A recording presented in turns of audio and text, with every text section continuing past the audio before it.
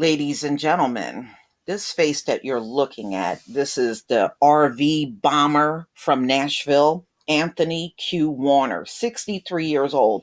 Man, I was reading about this dude. Him and his mother have been fighting over property and other things, and his own mom was suing him.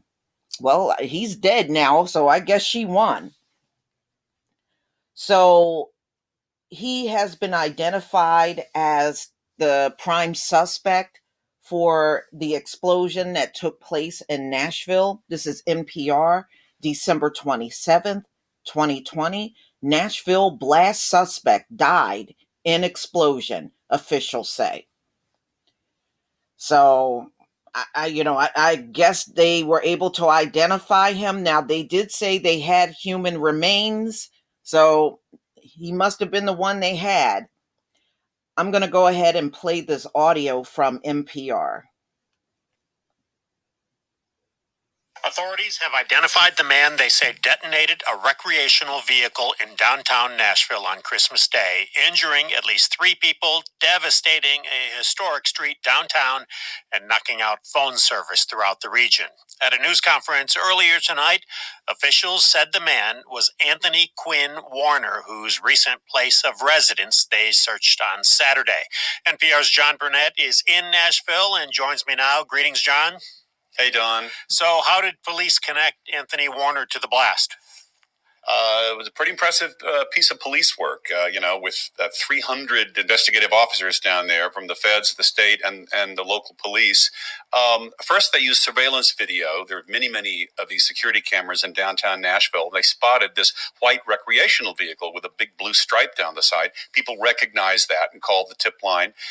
Investigators found human remains from the blast site. And at midnight last night, state investigators with Tennessee Highway Patrol were able to match the DNA from the human tissue and DNA that they took from that 2-story brick duplex that Anthony Warner owned and lived in out in Antioch, a suburb southeast of Nashville.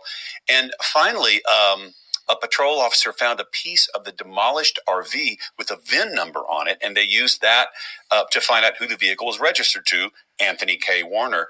And Don, there's this amazing parallel to the Oklahoma City bombing that I covered back in 1995 that killed 168 people. Investigators there found a piece of the exploded rental truck. It was an axle with a VIN number on it, and they used that to help track it back to Timothy McVeigh, who was ultimately executed for that crime. Mm-hmm. Is there any indication that Anthony Warner was part of some kind of a larger plot? The police chief was emphatic. He said Anthony Warner is responsible for this incident only, and no one else is part of it. Nashville is safe. The FBI agent in charge down there said they'd examined a lot of these surveillance cameras, and there was no one else around the van. And in fact, they said that Warner was not on the FBI's radar. He's not known as an extremist, a local troublemaker, and they want to find out who he is. So they're definitive, saying there's no larger plot. But what are they saying at this point about his potential motive? Well, that's still the huge question mark here. And they're asking the public to come forward with more leads. They're very anxious to learn what motivated him.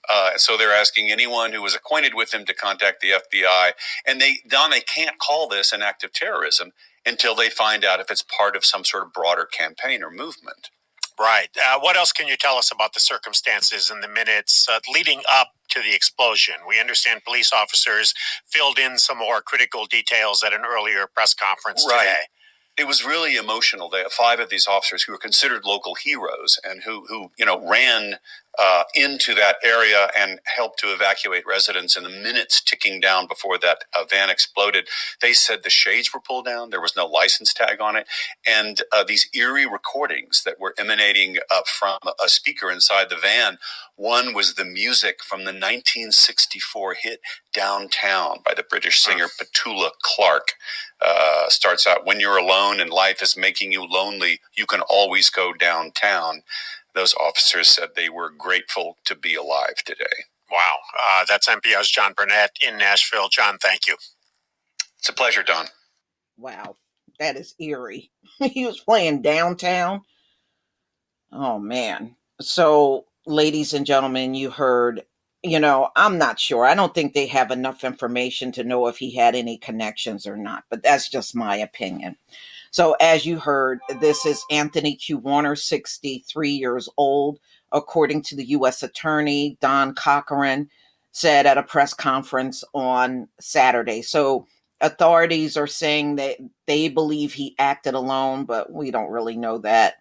And they were able to match DNA from his home to his remains. So, I guess he must have been in that SUV when it exploded, and he was from the Nashville community of Antioch, according to federal officials. And we know that blast took place at 6:30 a.m. in the morning, Friday, Christmas Day. And it was, they said, a recorded female voice that gave a 15-minute warning before the blast. So, wow. So, police and hospital communication systems were still out in some areas as well as the neighborhood. So, they said it knocked out the wireless network, 96% of it. 60% of the business services were restored. 86% of the consumer broadband and entertainment services were restored. So apparently this really impacted AT&T. So it must have been a lot of AT&T down in that area as far as look like internet, broadband, and also cell phone. All right, so the police described the scene they encountered upon to a 911 call shortly before the bomb went off, that shots fired in the area. Now, in fact, it was a black man that swears up and down he heard gunfire before the blast. And he said he even got up and looked out his window to see what was going on, and he didn't see anything, so he went back to bed. But he swears up and down, and he could be right. I mean, I can't say he didn't hear the gunfire, but he said he clearly heard gunfire shortly before the blast detonated. Okay, so you heard what they said. The officers were there helping people evacuate the area after the blast.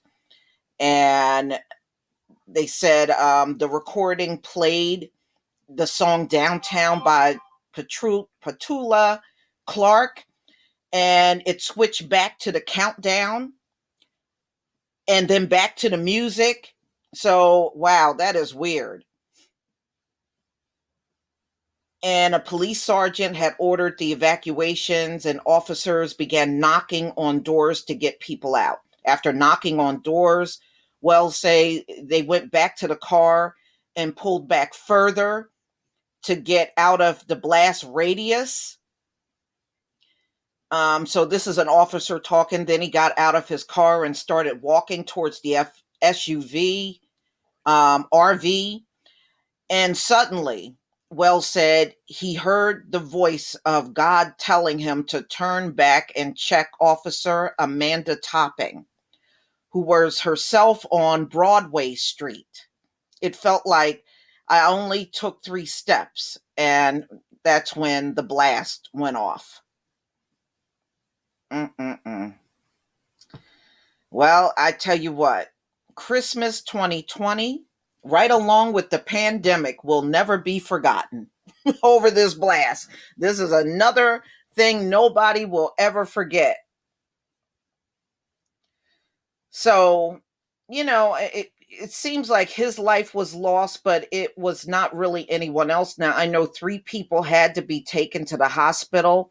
Now, I don't know how badly injured those 3 was.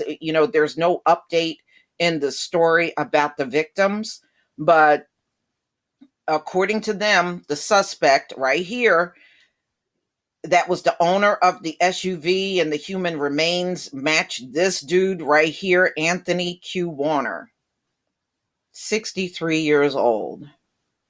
Wow. The way I see it, if you're suicidal, why are you taking other people out? What is the motive? If you want to kill yourself, kill yourself. Why are you killing other people? So please leave your comment and subscribe. Don't forget to hit on the notification bell, and I'll see you on the next video. Peace, family.